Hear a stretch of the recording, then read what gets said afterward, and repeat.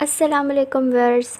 आज हम बहुत ही मज़े का रेनी डे स्नैक बनाएंगे। जी हाँ, आलू प्याज के पकौड़े बनाएंगे जो बहुत जल्दी बन जाते हैं और बहुत ही टेस्टी होते हैं। तो चलें जल्दी से स्टार्ट करते हैं। हाँ जी, सबसे पहले हम मिक्सचर बनाएंगे। आलू और प्याज को धो के हमने काट लिया। ये मैंने इस तरह से आलू पतले पतले लंबे लंबे काटे हैं, जैसे फ्राइज़ के लिए काटते हैं, लेकिन मैंने पतले काटे हैं क्योंकि हमारे यहाँ के आलू इतनी जल्दी पकते नहीं हैं। तो 2 दरमियानी साइज़ के प्याज मैंने लिए और उनको भी लंबा लंबा काट लिया, और 2 बड़े साइज़ के आलू लिए। 1 टेबलस्पून सॉल्ट मैं ऐड कर रही हूँ, आप अपने टेस्ट के हिसाब से इसको कम ज़्यादा कर सकते हैं। 1 टेबलस्पून रेड चिली पाउडर शामिल किया। हाफ़ टेबल स्पून गरम मसाला पाउडर डाल दिया इसके अंदर।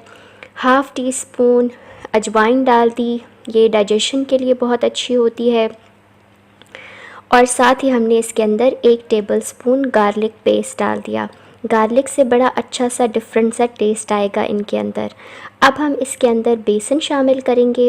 इसके लिए बहुत ही सिंपल सी टिप है कि आप थोड़ा सा बेसन पहले डालें, उसको पानी के साथ अच्छे तरीके से मिक्स करें और फिर ऐसा ऐसा से उसको शामिल करते जाएं।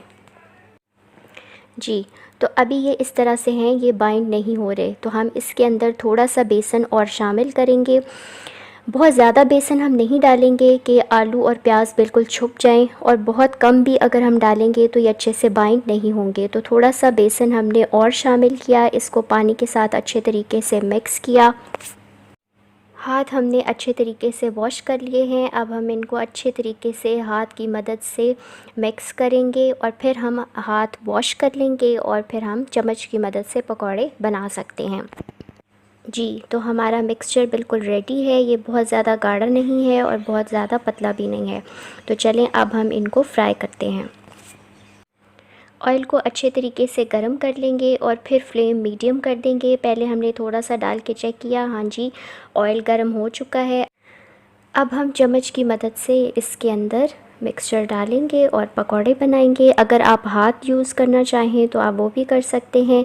एक दफ़ा आसानी से जितने पकौड़े बन सकेंगे कढ़ाई में हम डालेंगे। थोड़ी देर बाद हम इनकी साइड चेंज करेंगे, और जब दूसरी साइड भी पकने लगेगी तो फिर हम इनको थोड़ा सा हिलाते रहेंगे ताकि सारे पकौड़े एक जैसे फ्राई हो जाएं।